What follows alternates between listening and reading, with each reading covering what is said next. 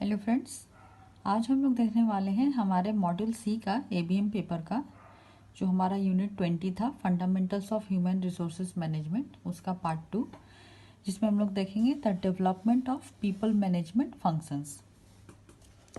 Friends देखिए, बोल रहा है कि the history of management of people is as a distinct managerial function goes back to the end of the 19th and the beginning of the 20th century.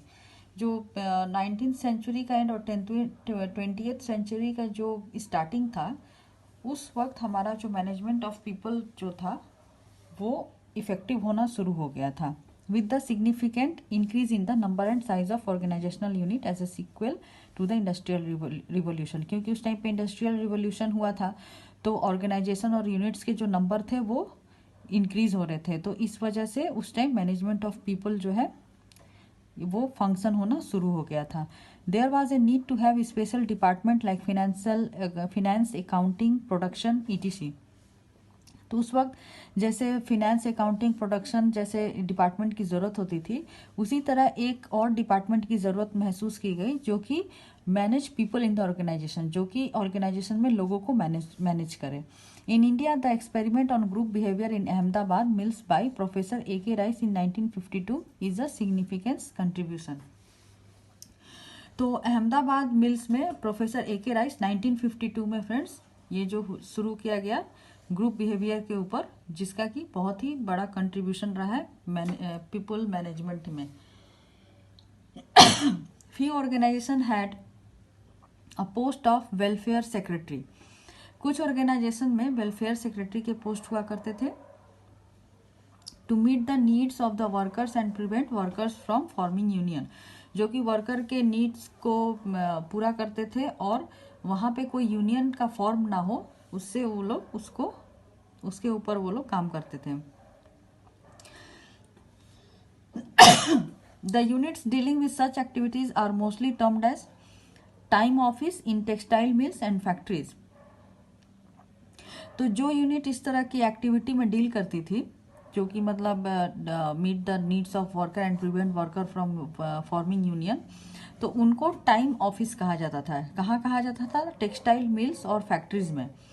And as establishment section in bank and commercial offices. Bank and commercial offices में इस तरीके के unit को establishment section कहा जाता था और textile mills and factories में टाइम ऑफिस कहा जाता था।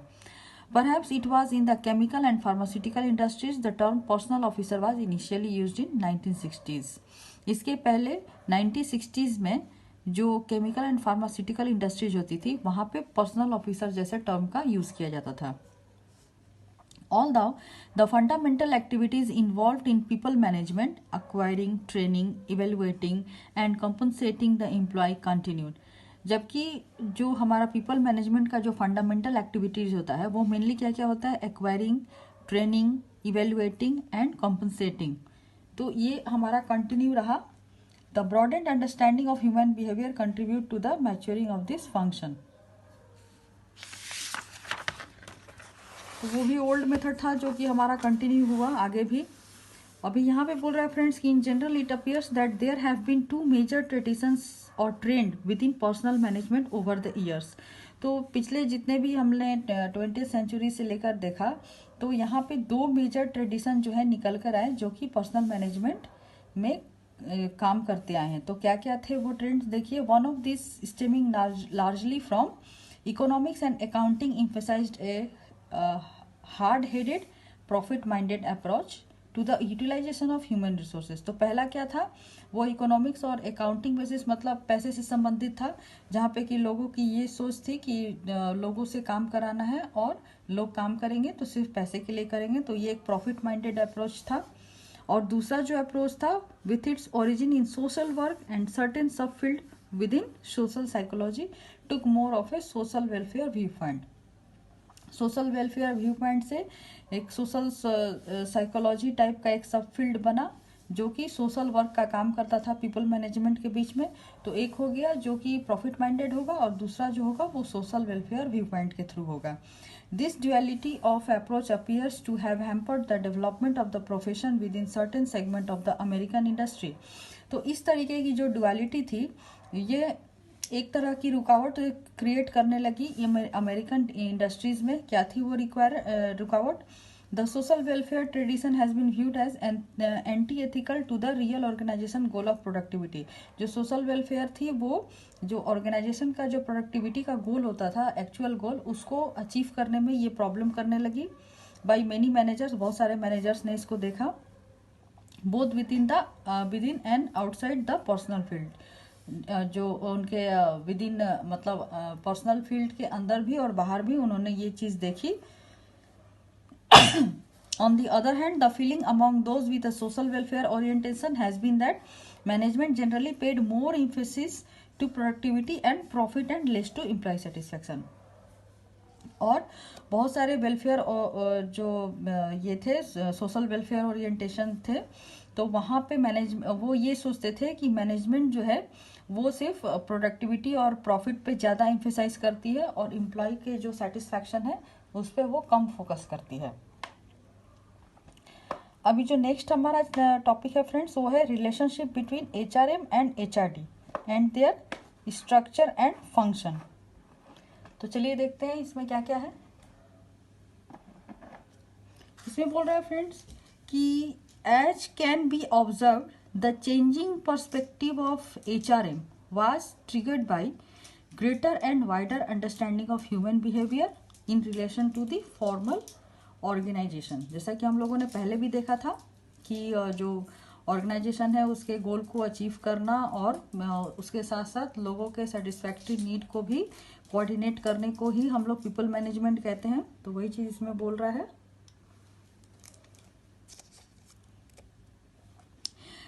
उसके बाद है कि the HRM as a function in an organization matured to encompass the newer dimension and deeper aspect of given dimension. HRM में कुछ नए डायमेंशन भी निकल कर आए पीपल मैनेजमेंट के लिए. तो in other words none of the earlier aspect of people management we are wiped out. लेकिन जो पुराने एस्पेक्ट्स थे पीपल मैनेजमेंट के, पुराने तरीके, वो पूरी तरह से हटाए नहीं गए. और in other words, none of the earlier aspects of people management were wiped out. They have become stabilized, routinized and therefore become less crucial in comparison to the newer dimension. तो जो नए तरीके आए, पुराने भी खत्म नहीं हुए, कुछ नए भी आए, लेकिन पुराने क्या हुए, वो स्टेबिलाइज हो गए, रूटीनाइज्ड हो गए. और लेकिन वो अगर हम लोग नए डायमेंशन से कंपेयर करें तो उनका उतना क्रूशियल रोल नहीं होता था या फिर नहीं होता है. आज भी तो वही सेम सिस्टम ही है. अभी इसमें दे रहा है कि the present perspectives of HRM to quote सीथ जो हमारे एक साइंटिस्ट थे, उन्होंने HRM का क्या डिफिनीशन दिया है वो इसमें बताया गया है कि HRM assumes that the management of people is an integral part of the resource management task within an enterprise for achievement of organizational objectives. ये हमने पहले भी देखा फ्रेंड कि किसी भी ऑर्गेनाइजेशन के ऑब्जेक्टिव या गोल को अचीव करना और साथ साथ हम पीपल मैनेजमेंट को कोऑर्डिनेट भी करना, वही मैनेजमेंट ऑफ पीपल है और उसी को HRM कहा जाता है. Human beings develop a stake in the enterprises as they work in it and hence their motivation, development and growth constitute a critical factor in the development and growth of the organisation. तो जैसे human being जो है वो भी एक तरह से enterprise में उनका भी एक हिस्सा तैयार हो जाता है कि और इस तरह से उनको मोटिवेट करना, उनका डेवलपमेंट, उनका ग्रोथ, ये सब भी एक ऑर्गेनाइजेशन के ग्रोथ में एक इम्पॉर्टेंट रोल प्ले करते हैं. A crucial managerial responsibility to make a continuing effort to harmonise the interest and growth of the organisation with those of employ at all level.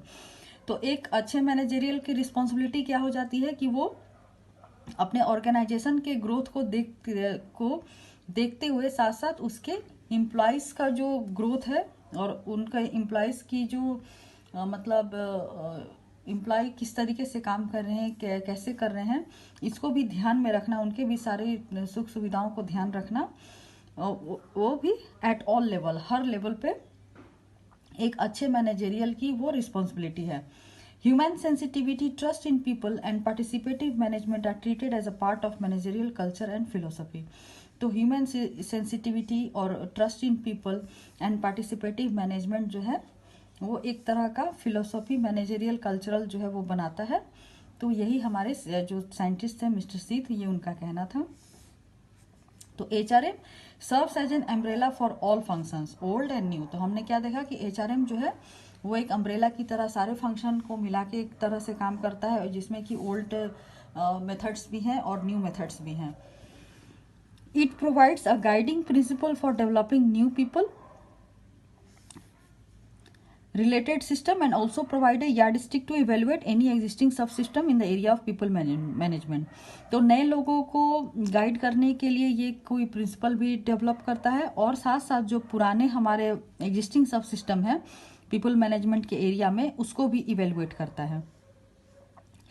तो इस तरह से ये क्या हो गया that managing people in A line and staff function both. तो इस तरीके से ये लोगों को लाइन एंड स्टाफ दोनों तरीके से फंक्शन करता है।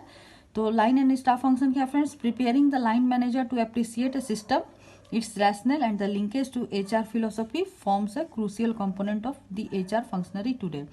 लाइन मैनेजर बनाना और उनको अप्रिशिएट करना ताकि वो एक सिस्टम में उसके रैशनल और उसके ऑब्जेक्टिव के साथ काम कर सके, और साथ साथ जो HR ह्यूमन जो हमारे रिसोर्स हैं उनको भी एक साथ मिलाकर एक मतलब अच्छे सिचुएशन में काम कर सके, जिससे कि ऑर्गेनाइजेशन का भी ग्रोथ हो और एम्प्लॉय का भी ग्रोथ हो।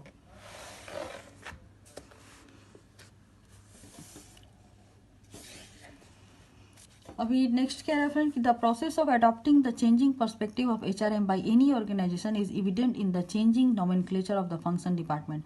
अब धीरे धीरे HRM में कुछ अलग अलग सब सिस्टम क्रिएट होने लगे।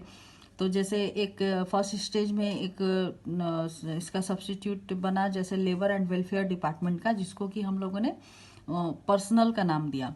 And in the next stage brought under one HR functionary, और उसके बाद इसको एक HR फंक्शनरी के रूप में भी यूटिलाइज किया गया। A careful look reveals that the traditional activities still continue as sub-module of the broad HRM function। लेकिन उसके बाद भी ये देखा गया कि जो ट्रेडिशनल एक्टिविटीज थे वो भी आज भी HRM फंक्शन में एक तरह से काम कर रहे हैं। Expert have put this either in the 4 traditional सब मॉड्यूल्स। अब जो एक्सपर्ट्स थे फ्रेंड उन्होंने इस तरह के ट्रेडिशनल को सब मॉड्यूल में डिवाइड किया, 4 सब मॉड्यूल, जिसमें डिसेंजो थे जिन्होंने 1988 में ये मॉड्यूल दिया 4 ट्रेडिशनल सब मॉड्यूल। वो थे acquisition, development, motivation and maintenance. और पारिक एंड रॉ थे 1981 में, उन्होंने दिया planning and administration, HRD, job and salary and worker affairs. और conventional component of people management it categorized under personnel is administration and maintenance. और एक जो कन्वेंशनल कंपोनेंट था फ्रेंड्स पीपल मैनेजमेंट का, उसको एडमिनिस्ट्रेशन एंड मेंटेनेंस में categorize किया गया। The systems related to acquisition, promotion, administration, salary and long term benefits are under administration, and the traditional labor management, grievance and discipline management activities are covered under maintenance systems। तो जो administration and maintenance system है उसमें क्या क्या system relate किए गए, acquisition, promotion, administration, salary and long term benefit. और maintenance system में क्या क्या किए गए, जो ट्रेडिशनल लेबर मैनेजमेंट थे, grievance and discipline management activities थी, उसको मेंटेनेंस सिस्टम में इंक्लूड किया गया। The developmental system such as induction and socialization of the individual, development and growth, performance appraisal and counseling, career planning are covered under the nomenclature of human resource development। और development system जैसे कि induction, socialisation of individual, development and growth, performance appraisal, counselling, career planning, ये सब एक अलग department बना HRD, जिसमें कि इस सब को इंक्लूड किया गया। अनदर क्लासिफिकेशन व्यूज 2 सब सिस्टम अंडर HRM। HRM में 2 और सब सिस्टम बाद में क्लासिफाई किए गए, वो क्या क्या थे, एडमिनिस्ट्रेटिव, डेवलपमेंटल एंड प्रिवेंटिव। एक एडमिनिस्ट्रेटिव हुआ और एक डेवलपमेंटल एंड प्रिवेंटिव हुआ, जिसको कि मैनकिडी 1998 ने सब सिस्टम में कैटेगराइज किया। अब नेक्स्ट है Organization increasingly compete with each other on the basis of effective people management and development by tapping into the ideas of workers and organizing their work in more effective manner। अब इससे क्या हुआ कि जो हमारे organisation थे उनमें competition शुरू हो गया कि अब जो अपने एम्प्लॉय को ज़्यादा अच्छी तरीके से इफेक्टिवली मैनर में उनको मैनेज करेगा तो उनकी प्रोडक्टिविटी भी उतनी ज़्यादा ही होगी, उतनी इफेक्टिव होगी। तो इससे क्या हुआ, उनमें कंपटीशन शुरू हो गया। तो this can be possible if the organisation procure right type of people with right type of skills and attitude for right job who can be develop to meet the present as well as future needs of manpower requirements. तो अगर आप सही काम के लिए सही लोगों का चुनाव करेंगे और उनको सही चीज़ों में लगाएंगे तो हमारा जो ऑर्गेनाइजेशन का जो हमारा गोल है वो भी हम इजीली अचीव कर सकते हैं। Besides the traditional role of maintenance and management of manpower, the HRM has to play a crucial role in human resource development, appraisal and utilization. तो ट्रेडिशनल रोल के अलावा हमें मैन पावर को manage करने के लिए, उनके डेवलपमेंट के लिए, उनके अप्रेजल के लिए, उनके यूटिलाइजेशन के लिए HRM जो है उसमें एक क्रूशियल रोल प्ले करता है। Thus, HRD is sometimes considered as a significant subsystem of HRM. Friend, ये क्वेश्चन हर बार आता है, इसको आप लोग ध्यान से याद रखिएगा कि HRD जो है वो HRM का पार्ट है, ना कि HRM HRD का पार्ट है। HRM में आपका पूरा ह्यूमन रिसोर्स का मैनेजमेंट आ जाएगा, उनका अप्रेजल, उनका डेवलपमेंट, एवरीथिंग, काउंसलिंग। लेकिन HRD में जो है उनको कैसे डेवलप करते हैं, कैसे यूटिलाइज करते हैं, ये सारा हमारा ह्यूमन रिसोर्स डेवलपमेंट में आ जाएगा। Wide range of activities are included within the boundaries of HRM। HRM में बहुत बड़ी वाइड रेंज ऑफ एक्टिविटीज को इंक्लूड किया जाता है। The need for continuous professional development, तो उसमें एक कंटिन्यूअस प्रोफेशनल डेवलपमेंट की भी जरूरत पड़ी। तो वो क्या है, to meet the organisational requirement को मीट करने के लिए the development of professional should be continuous because there is always scope for improvement of skills and performance. तो जो प्रोफेशनल डेवलपमेंट का जो रिक्वायरमेंट था वो इसलिए महसूस होने लगा क्योंकि किसी भी ऑर्गेनाइजेशन के परफॉर्मेंस में ऑलवेज एक इम्प्रूवमेंट की ज़रूरत होती है। तो इसीलिए एक professional development, continuous professional development की भी ज़रूरत पड़ी। The individuals however have to own and manage their developmental needs. किसी भी इंडिविजुअल को अपने आप को मैनेज करना और उनके नीड्स को डेवलप करना ही कंटिन्यूअस प्रोफेशनल डेवलपमेंट है। There is no conflict between the structure and function of HRM and HRD। HRM and HRD के जो स्ट्रक्चर और फंक्शन है उसमें कोई कन्फ्लिक्ट नहीं है। The difference is only in the approach and emphasis. अब नेक्स्ट फ्रेंड की it may involve some element of conducting surveys. अब जो हमारा HRD है इसमें क्या क्या हम लोग इन्वॉल्व कर सकते हैं, जैसे सर्वे कंडक्ट करना, एम्प्लॉय फीडबैक लेना, उनके रिसर्च, उसके ऊपर रिसर्च करना, उनके ओपिनियंस लेना, उनके aspirations and suggestions to handle the present organisational issue. तो ये सारे हमारे HRD के में इन्वॉल्व किए जाते हैं। It may also involve some element of innovations to formulate people related policies.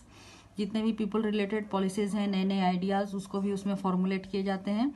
Thus, the emphasis of HRD is on overall organizational development process, which also include development of people. तो जो हमारा HRD है ये एक overall organisational development process है जिसमें कि development of people को भी इंक्लूड किया जाता है। तो फ्रेंड्स, यहाँ इसी के साथ हमारा ये टॉपिक ख़त्म होता है और नेक्स्ट टॉपिक के साथ जो कि है हमारा रोल ऑफ HR प्रोफेशनल्स, हम दूसरे सेशंस में आपके साथ मिलेंगे। तो तब तक के लिए अगर आपको हमारा वीडियो अच्छा लग रहा है तो आप हमारे चैनल को सब्सक्राइब करिए। आप वीडियो को थम्स अप और थम्स डाउन बटन को प्रेस करके लाइक और डिसलाइक भी कर सकते हैं। तो तब तक के लिए keep watching our channel and thank you for watching friends.